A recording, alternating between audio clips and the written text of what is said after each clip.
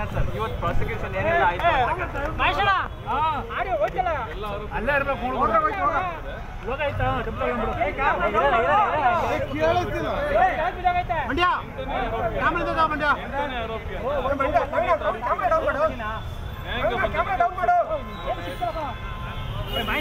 ಏನ್ ಮಾಡಕ್ಕಾಗಲ್ಲ.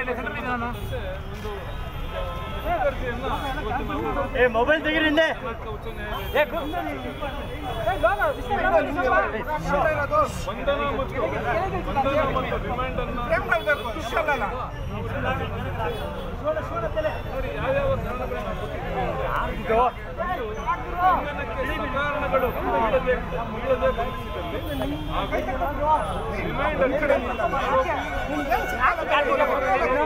ವಕೀಲರಿಗೆ ನೀಡದೆ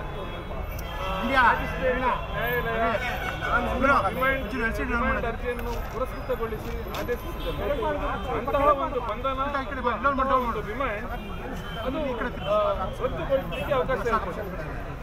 ಈ ನಿಟ್ಟಿನಲ್ಲಿ ಮಾನ್ಯ ಸರ್ವೋಚ್ಚ ನ್ಯಾಯಾಲಯದ ಒಂದು ಆದೇಶ ಅಂದರೆ Prabir ಬುರ್ಗಯಸ್ತ versus state of Delhi ಈ ಪ್ರಕರಣದಲ್ಲಿ ಇದು ಒಂದು ಭಯೋತ್ಪಾದನೆಗೆ ಸಂಬಂಧಪಟ್ಟ ಪ್ರಕರಣ ಆಗಿರ್ತದೆ. ಈ ಪ್ರಕರಣದಲ್ಲಿ ಇದೇ ರೀತಿ ಒಂದು ಬಂಧನದ ಸಕಾರಣಗಳು ನೀಡದೆ ಬಂಧಿಸಿದ್ದು ಮತ್ತು ಮ್ಯಾಜಿಸ್ಟ್ರೇಟ್ ನ್ಯಾಯಾಲಯದಲ್ಲಿ ರಿಮೈಂಡ್ ಅರ್ಜಿಯನ್ನು ಪೊಲೀಸ್ನವರು ಸಲ್ಲಿಸಿದಂತ ರಿಮೈಂಡ್ ಅರ್ಜಿಯನ್ನು ಒಂದು ನಕಲನ್ನು ಅಥವಾ ಅವರ ವಕೀಲರಿಗೆ ನೀಡದೆ ಮ್ಯಾಜಿಸ್ಟ್ರೇಟ್ ನ್ಯಾಯಾಲಯ ಆದೇಶಿಸಿದಲ್ಲಿ ಅಂತಹ ಒಂದು ಬಂಧನ ಮತ್ತು ಅರೆಸ್ಟ್ ಅಂದ್ರೆ ಬಂಧನ ಮತ್ತು ರಿಮೈಂಡ್ ಅನ್ನ ರದ್ದುಗೊಳಿಸಲಿಕ್ಕೆ ಎಲ್ಲ ಅವಕಾಶ ಇರ್ತದೆ. ಈಗ ಈ ಒಂದು ರಿಟ್ ಅರ್ಜಿ ಪುರಸ್ಕೃತ ಆದಲ್ಲಿ ಆರೋಪಿಗಳನ್ನ ಬಂಧನ ಮುಕ್ತ ಆಗುವ ಎಲ್ಲ ಸಾಧ್ಯತೆ ಇರ್ತದೆ.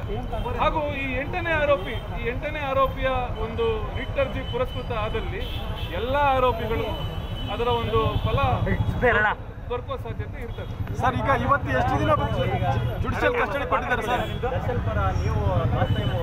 ಹೌದು. ಅಲ್ಲ, ನನಗಿರೋ ಮಾಹಿತಿ ಈಗ ಇದೇ ಕೂಡ ಈ ಒಂದು ಎಷ್ಟು ದಿನ ಜೆಸಿ ಕೊಟ್ಟಿದ್ದಾರೆ ಅವ್ರ ಮಾರ್ಗದರ್ಶನದಲ್ಲೂ ಕೂಡ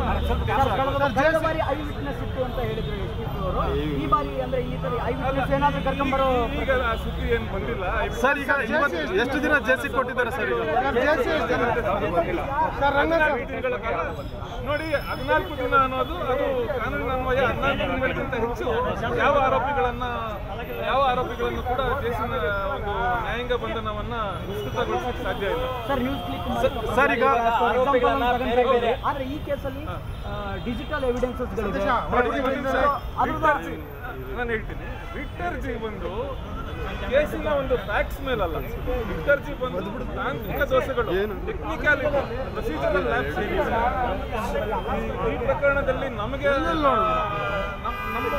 ಅನಿಸಿಕೆ ಏನಂದ್ರೆ ಬಹಳಷ್ಟು ಪ್ರೊಸೀಜರಲ್ ಲ್ಯಾಪ್ಸ್ ಇದೆ. ಅಂದ್ರೆ ಈ ಬಂಧನದ ಸಂಬಂಧ ಆಗಿರ್ಬೋದು ಅಥವಾ ರಿಮಾಂಡ್ ಆದೇಶವನ್ನು ಹೊರಡಿಸಿರುವಂಥದ್ದಾಗಿರ್ಬೋದು, ಇದು ರದ್ದುಗೊಳಿಸಲಿಕ್ಕೆ ಎಲ್ಲ ಅವಕಾಶ ಇರ್ತದೆ.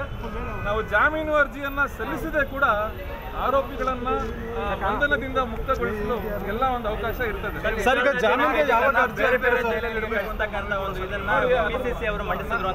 ನಾನು ಕರ್ನಾಟಕ ಉಚ್ಚ ನ್ಯಾಯಾಲಯದಲ್ಲಿ ನಾನು ಇದ್ದದ್ರಿಂದ ನನ್ನ ಸಹಪಾಠಿಗಳು ಹೇಳಿದ ಪ್ರಕಾರ ಒಂದು ಅರ್ಜಿಯನ್ನ ಸಲ್ಲಿಸಿದ್ದಾರೆ.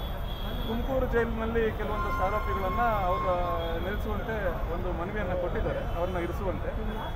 ಅದಕ್ಕೆ ಸೋಮವಾರ ನ್ಯಾಯಾಧೀಶರು ಆ ನಿಟ್ಟಿನಲ್ಲಿ ವಿಚಾರಣೆ ನಡೆಸುವರಿದ್ದಾರೆ.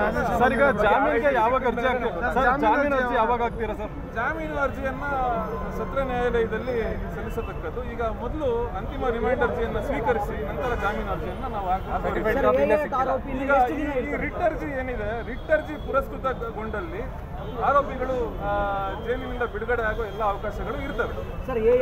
ಅದು ಕರ್ನಾಟಕ ಉಚ್ಚ ನ್ಯಾಯಾಲಯದ ಒಂದು ವಿವೇಚನೆಗೆ ಬಿಟ್ಟದ್ದು. ಎಲ್ಲ ಆರೋಪಿಗಳಿಗೂ 14 ದಿನಗಳ ಕಾಲ ನ್ಯಾಯಾಂಗ ಬಂಧನವನ್ನು ಒಳಪಡಿಸಿದೆ. Okay sir, okay, thank